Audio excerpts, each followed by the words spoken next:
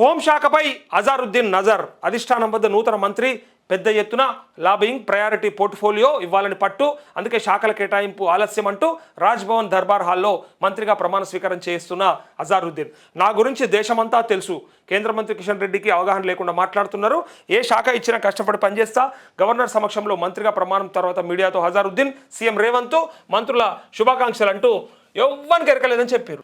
మాకెరకలేదు మాకు తెలియదు సార్, మాకు తెలియదు.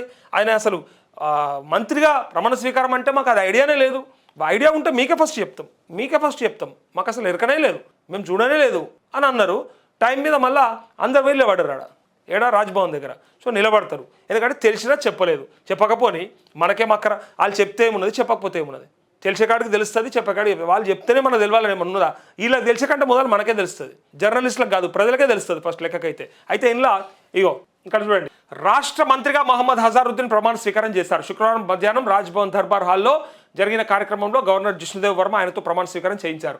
అజారుద్దీన్ ఇంగ్లీష్లో ప్రమాణ పత్రం చదివి అల్లా మీదుగా ప్రమాణం చేశారు. అజారుద్దీన్ను గవర్నర్, సీఎం రేవంత్ రెడ్డి, సహచార మంత్రులు అభినందించారు. అనంతరం మంత్రులంతా గవర్నర్, సీఎంతో కలిసి గ్రూప్ ఫోటో దిగారు. ప్రమాణ స్వీకార కార్యక్రమానికి ఒకరిద్దరు మినహా మిగిలిన వారందరూ హాజరయ్యారు. సీఎం రేవంత్ రెడ్డి ముంబై పర్యటన నుంచి రావడానికి కొంత సమయం పట్టడంతో 15 నిమిషాలు ఆలస్యంగా ప్రమాణ స్వీకారం జరిగింది అంటూ, నాపై ఒక్క కేసు నిరూపితం కాలేదు అంటూ ఆయన అన్నటువంటి ఒక మాట. ఇక చూడండి, ప్రమాణ స్వీకారం అనంతరం మంత్రి అజారుద్దీన్ మీడియాతో మాట్లాడుతూ తనకు మంత్రిగా అవకాశం కల్పించినందుకు కాంగ్రెస్ పార్టీ నాయకులకు ధన్యవాదాలు అయితే తెలిపారు. తనకు ఏ శాఖ ఇచ్చినా కష్టపడి పనిచేస్తానని చెప్పారు. తానేంటో భారతదేశం అంతా తెలుసని కొత్తగా చెప్పాల్సిన అవసరం లేదని, తనపై ఒక్క కేసు కూడా నిరూపితంగా కాలేదన్నారు. మనం విన్నాం కదా, హైదరాబాద్ క్రికెట్ అసోసియేషన్కి సంబంధించినటువంటి ఆరోపణలు అన్ని కూడా చూసినాం మనం గతంలో, ఎస్సీ ఆరోపణలన్నీ కూడా. సో కేంద్ర మంత్రి కిషన్ రెడ్డి తన గురించి తెలియకుండా, అవగాహన లేకుండా మాట్లాడుతున్నారని విమర్శించారు. తనపై వచ్చిన ఆరోపణలన్నీ నిజం కావన్నారు. తాను జూబ్లీహిల్స్ ఉప ఎన్నికల్లో కాంగ్రెస్ పార్టీని గెలిపించేందుకు కృషి చేస్తానని పేర్కొన్నారు. ఎప్పటి నుంచి చాలైంది? నిన్నటి నుంచి చాలైంది. మొన్నటిదాకా ఆ కృషి కనిపించలే. ఈయనకు మంత్రి పదవి ఇవ్వాలని అనిపించలేదు, ఆయనకు ఇక్కడ ప్రచారం చేయాలని అనిపించలేదు. మొత్తానికి ఇద్దరు కలిసి ఇప్పుడు ఏం ప్రయత్నం చేస్తూ ఉన్నారంటే, ఇగో జూబ్లీహిల్స్ని గెలిపేయడం కోసానికి ఈ మంత్రి పదవి అని ఆయనకు తెలుసు. ఇలా ఇంకొక గమ్మత్తైన విషయం చెప్తా నేను, ముగ్గురికి ఇట్లా మంత్రి పదవులు వచ్చినాయి మన రాష్ట్రంలో. అంటే అసలు ఏ చట్టసభలోనూ సభ్యుడు కాకుండా, ఏ చట్టసభలో కూడా సభ్యుడు కాకుండా వచ్చింది ఒక ముగ్గురికి వచ్చినాయి. అందులో ఫస్ట్ హరికృష్ణ నందమూరి హరికృష్ణ ఫస్ట్ ప్లేస్లో ఉన్నాడు. ఆయన అప్పుడు అట్లనే సేమ్ ప్రమాణ స్వీకారం చేసిండు మంత్రిగా. ఆయనతో ఏమైంది తెలుసా మీకు? చంద్రబాబు నాయుడు హయాంలో ఇది సిబిఎన్ హయాంలో 95లో అనుకుంటా. సో 95 ఇక అనుకుంటా అయింది, ఇక 95లో హరికృష్ణతో ప్రమాణ స్వీకారం చేపిస్తే మళ్ళీ ఎక్కడ కూడా ఏ సభ్యుడిగా కూడా ఎన్నిక కాకపోవడంతో ఈయన రాజీనామా చేయాల్సి వచ్చింది. అప్పుడు రిజైన్ చేయాల్సి వచ్చింది. ఈ ఉదాహరణలో ఎందుకు చెప్తున్నా అనేది కూడా మీకు అర్థమవుతుంది, ఒకసారి చూడరు. దీని తర్వాత ఇంకోసారి వైఎస్ఆర్ హయాంలో ఏమైంది? ఇది 2004 సంగతి. ఇది మళ్ళీ కొన్ని గతాలు గుర్తు చేసుకుంటే మనకు కొన్ని ఉదాహరణలు అర్థమైతే అవగతమవుతుంది ఏం జరుగుతుంది అనేది. సో ఇక్కడ 2004లో కొంతమంది అంటే రాజశేఖర రెడ్డి గెలిచిన వెంటనే ఒత్తిడి తీసుకొచ్చిండ్రు కేసీఆర్ మీద. మన 2001లో పార్టీ పెట్టిరు, 3 ఏళ్ళ రాజశేఖర రెడ్డి గెలిచిండు పాదయాత్ర ద్వారా. సో కాంగ్రెస్ ప్రభుత్వంలో మనం కూడా కలుద్దాం, దాని ద్వారా మనం ఒత్తిడి తీసుకొద్దాం అని చెప్పి అలయన్స్లో వాళ్ళతో పొత్తు పెట్టుకుంటే, చంద్రబాబు నాయుడు మీద వ్యతిరేకంగా పోటీ చేశారు కాబట్టి పొత్తు పెట్టుకుంటే వాళ్ళకు పొత్తులో భాగంగా వాళ్ళు కొన్ని మంత్రి పదవులు ఇచ్చారు. దాంట్లో హరీష్ రావు మంత్రి పదవి వచ్చింది. అప్పుడు సేమ్ హరీష్ రావుకు కూడా మంత్రి పదవి వచ్చింది. ఎట్లా వచ్చింది? ఈయన తీసుకున్నందుకు సిద్దిపేటలో ఆల్రెడీ ఎమ్మెల్యేగా ఉన్నటువంటి కేసీఆర్, అప్పుడు సిద్దిపేటలో ఎమ్మెల్యేగా కేసీఆర్ ఉన్నాడు. సో ఈయన మళ్ళీ రాజీనామా చేసి ఎంపీకి వెళ్ళడం వల్ల ఈ సిద్దిపేటలో మళ్ళా పోటీ చేసి హరీష్ రావు గెలిచిండు అప్పుడు. కాబట్టి ఈయన మంత్రి పదవి పూర్తిగా నిలబడ్డది. అందుకే నేను చెప్తా ఉన్నా, ఈ రాష్ట్రంలో జరిగిన 3 సంఘటనలు, ఆ 3 సంఘటనల గురించి మనకు కొంత అర్థం చేసుకుంటే ఒక క్లారిటీ వస్తుంది. సో హరికృష్ణ గెలవలేడు కాబట్టి, అంటే మళ్ళీ పోటీ చేసే అవకాశం రాలే కాబట్టి రిజైన్ చేయాల్సి వచ్చింది. అంటే 6 నెలలు కూడా మంత్రి పదవిలో లేకుండా పోయిండు. హరీష్ రావు పూర్తి కాలం మంత్రి పదవిలో ఉన్నాడు. దానికి కారణం అప్పుడు పొత్తులో ఉన్నాడు. కేసీఆర్ మళ్ళీ సిద్దిపేటకించి ఎంపీగా పోయి సిద్దిపేట రిజైన్ చేసినందుకు అక్కడ పోటీ చేయాల్సి వచ్చింది కాబట్టి హరీష్ రావు గెలిచి అక్కడ కంటిన్యూ అయిపోయాడు. ఇప్పుడు ఈ అజారుద్దీన్కి మొన్న 2023లో పోటీ చేస్తే ఓడిపోయాడు. ఓడిపోయాడు? జూబ్లీహిల్స్లో ఓడిపోయాడు. ఇలా మంత్రి పదవి ఇచ్చిండ్రు. ఇస్తే 6 నెలల్లో ఈయన ఏదో ఒక సభల ఎట్లయినా సరే సభ్యత్వం రావాలి, అంటే ఎమ్మెల్సీగానో ఎమ్మెల్యేగానో. ఇక్కడ ఎమ్మెల్సీగా రావాలంటే ఇది గవర్నర్ చేతిలో ఉన్నది. గవర్నర్ చేతిలో ఎందుకు ఉన్నది? ఆ కేసు సుప్రీంకోర్టులో ఉన్నది. ఎమ్మెల్సీ దాసోజు శ్రవణ్ వేసినటువంటి ఆ కేసు సుప్రీంకోర్టులో ఉంది. అది ఫైనల్ తీర్పు రాంది. ఇలా గవర్నర్ సంతకం పెట్టాడు. సో అప్పటిదాకా ఆయనకి ఎమ్మెల్సీ కాడు. ఎమ్మెల్యే ఏమైనా ఖాళీ ఉన్నాయంటే మన రాష్ట్రంలో ఏం ఖాళీ లేవు, అన్ని ఫుల్లే ఉన్నాయి. ఇక వాళ్ళని పీకేస్తే తప్ప, దానం నాగేందర్నో గుడెం మైపాల్ రెడ్డినో కడియం శ్రీహరినో తీసేస్తే తప్ప ఇక అన్ని కూడా ఫుల్లే ఉన్నాయి. సో ఆన్లో ఎక్కడన్నా పెట్టి గెలిపిస్తాడా, లేదంటే ఇది ఖాళీ తూతు మంత్రంగా చేసి ఇడిచిపెడతాడా, మళ్ళా మరొక హరికృష్ణను తయారు చేస్తాడా అనేది ఇక్కడ చర్చ చేసుకుంటారు. అందుకోసానికే ఈ పాత జ్ఞాపకాలని గుర్తు చేసుకుంటారు. ఇప్పటిదాకా మన రాష్ట్రంలో ఉమ్మడి కానీ ఇక్కడ మన తెలంగాణలో కానీ ముగ్గురికి ఇట్లాంటి అవకాశం దక్కింది. వాళ్ళు ఎమ్మెల్యే కాకుండా ఏ చట్టసభల సభ్యత్వం లేకుండానే వాళ్ళు మంత్రులుగా ప్రమాణ స్వీకారం చేసినా ఇక్కడ ఈ పరిస్థితిలో మీరు చూడండి, గమనించండి ఒకసారి. అజారుద్దీన్ మరి ఎమ్మెల్సీ అవుతాడా? కాకపోతే మరి పరిస్థితి ఏంటిది? ఇక్కడ అసలు ప్రశ్న ఇది అన్నట్టు. ఇది గవర్నర్ సంతకం అవుతుందా లేదా ఓన్లీ ఎన్నికల కోసానికి ఆయనను వాడుకొని 4 నెలల తర్వాత రాజీనామా చేపించి ఇంటికి పంపిస్తారా అనేది మీరే చూస్తారు, నేను కూడా చూస్తా. అందుకే ఈ క్లారిటీ ఇవ్వదలుచుకున్నా. ఏం జరుగుతుంది, ఏం అవకాశం ఉంది, మరి ఎమ్మెల్సీగా రాకపోతే ఆయన భవిష్యత్తు ఏంది? ఆయనను కూడా ముంచినట్టేనా? కానీ 4 నెలల పూర్తికి ఏదో అంటారు కదా, 4 రోజుల భాగవతానికి మూతి మీసాలను ఒరిగించుకున్నట్టు ఈయన పరిస్థితి కూడా 4 రోజుల మంత్రి పదవికి మరి అన్ని త్యాగం చేసి మరి ఇలా ఆడ జూబ్లీస్లో గెలిపడానికి కింద మీద వాడి తిరుగుతాడా?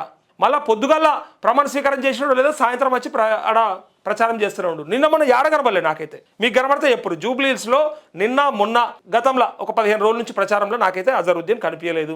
మీ కొరకైనా కనిపించిండా? ఎక్కడన్నా మరి లీడ్ రోల్ తీసుకున్నాడా? నాకు ఎక్కడ కూడా కనిపించలేదు. నేను చూడకపోతే మేబీ మిస్ అవ్వచ్చు, బట్ మీరు చూస్తే చెప్పండి.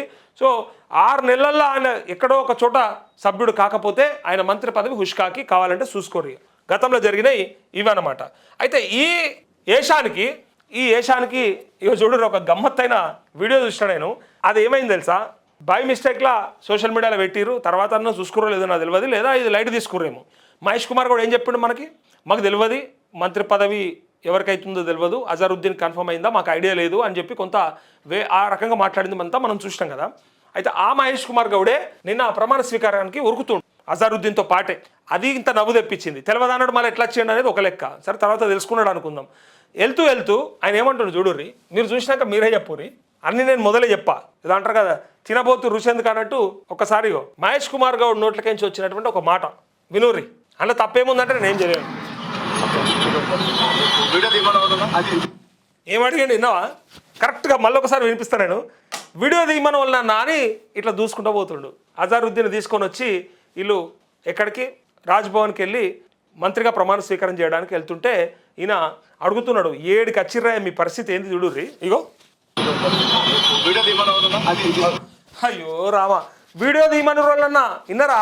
ఓ బుడ్డ వార్డు మెంబర్ కూడా, ఓ సర్పంచ్ కూడా అడుక్కోడు. అట్లా గ్రామాలలో సర్పంచ్ కూడా అడుక్కోడు. ఎంపీటీసీలు జడ్పీటీసీలు కూడా అడగరు. ఎమ్మెల్యేలు కూడా హుందాగా బలపనాలు చేసుకుంటుంటారు. చాలామంది వెళ్ళిపోతూ ఉంటారు, తీసేటోడు కూడా తీస్తుంటారు సోషల్ మీడియాలో. కానీ వీడియో తీపించుకోవాలన్నంత షోక్ ఉందా మహేష్ కుమార్ గౌడ్కి? ఏమి పరిస్థితి? రాష్ట్ర కాంగ్రెస్ అధ్యక్షుడివి, ఎమ్మెల్సీవి, నీకెందుకాగా వీడియోలో పిచ్చి నాకు అర్థమైతలేదు. ఇంత అధ్వానమా? దీన్ని ఇంత కోరుకోవడమా? తీపిచ్చిన ఆయన సోషల్ మీడియాలో పెడితే నాకు దొరికింది, నాకు కంట్ల పడ్డది. గిసోండి నాకు కంట్ల పడద్దు అంటే నాకు కంట్లనే పడతాయి. జూపల్లి కృష్ణారావు కూడా గట్లే మీనాక్షి నటరాజన్ కొత్తగా అపాయింట్ అయిన టైంలో పోయి బొకే చేయబోతే ఆమె పట్టించుకోలేదు చూడు, పట్టించుకోకుండా విడిచిపెట్టింది చూడు. ఈ జూపల్లా జూలో పిల్ల అని అనుకున్నాం చూడు. ఓ అది మస్తు వైరల్ అయింది. అది దునియా షేర్ చేసుకున్నారు అప్పుడు జనాలు. అయితే అది నా కంట్లో పడ్డది, ఇది కూడా నా కంట్లో పడ్డది. ఈయన ఏమంటారు అంటే, జర్ర వీడియో తీయరు వాళ్ళన్నా, జర తయారై ఉన్నా, నేను ఇప్పుడు పోతున్నా, జర వీడియో తీపి అని బతిలాడుకుంటుండు. చూసిరా? ఇగో మనకు వీడియోల మీద ఉన్న షోకు ప్రజా సమస్యల మీద, పథకాల మీద, స్కీమ్ల మీద ఉన్నదా? స్కామ్ల మీద ఉంటుంది మనకి. చూడు ఇగో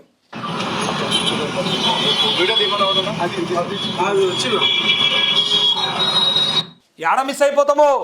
వీడియో తీయని రోజులన్నా, వీడియో తీయమని చెప్పోళ్ళన్నా అని చెప్తుండు. వీడియో తీయమని వాళ్ళన్నా వీడియో వాళ్ళంటున్నాయి మహేష్ కుమార్ గౌడ్కి. వీడియోలో పిచ్చున్నదా వీళ్ళకి? షో చేయడానికి అన్ని జిమ్మిక్కులు, స్టంట్లు, వీడియోలు. దీంట్లోనా మీ ఆలోచన? గంత పెద్ద నాయకునివి, రాష్ట్ర కాంగ్రెస్కి అధ్యక్షునివి, నువ్వు పోతుంటే తీయాల్సినోడే తీయాలి, ఎవరో ఒకరు తీయాలి. తీయకపోయినా నీకు వచ్చేది ఏమున్నదా? వీడియో కోసానికా నీ ప్రయత్నం అంతా?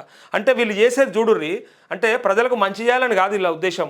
షో చేద్దామని, చూపించుకుందామని. మనం సీతక్కను కూడా చూసినాం. ఇక సీతక్క చేసిన రీల్స్ నాకు తెలిసి ఎవరు చేయలే. అప్పుడు మామూలు రీల్స్ కాదు, తనేమన్నది రీల్స్ అంటే నాది కాదు, నేను రియల్ సేవకురాలని, వాళ్ళే రీల్స్ నాయకులు అని చెప్పి అన్నది. అదంతా వాళ్ళ మధ్య నడిచింది, అప్పుడు వేరే విషయం. కానీ ఎంత పిచ్చున్నదంటే వీళ్ళకి పబ్లిసిటీ మీద, పని మీద లేదు.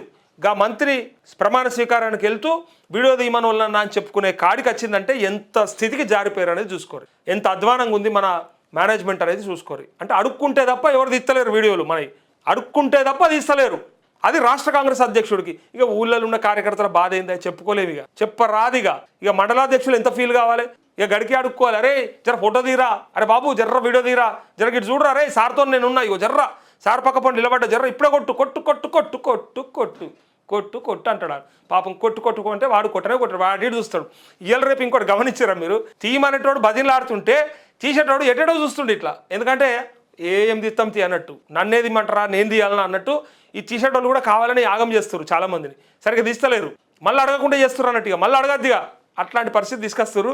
ఇక్కడ ఇలా కాంగ్రెస్ అధ్యక్షుడికే ఫోటోల పిచ్చుంటే, ఆ వీడియో పిచ్చుంటే దాన్ని తీయించమని చెప్పి బతిలాడుకుంటా ఉంటే వాళ్ళు తీపిస్తున్నాం సార్ అని చెప్తుండు. ఇగో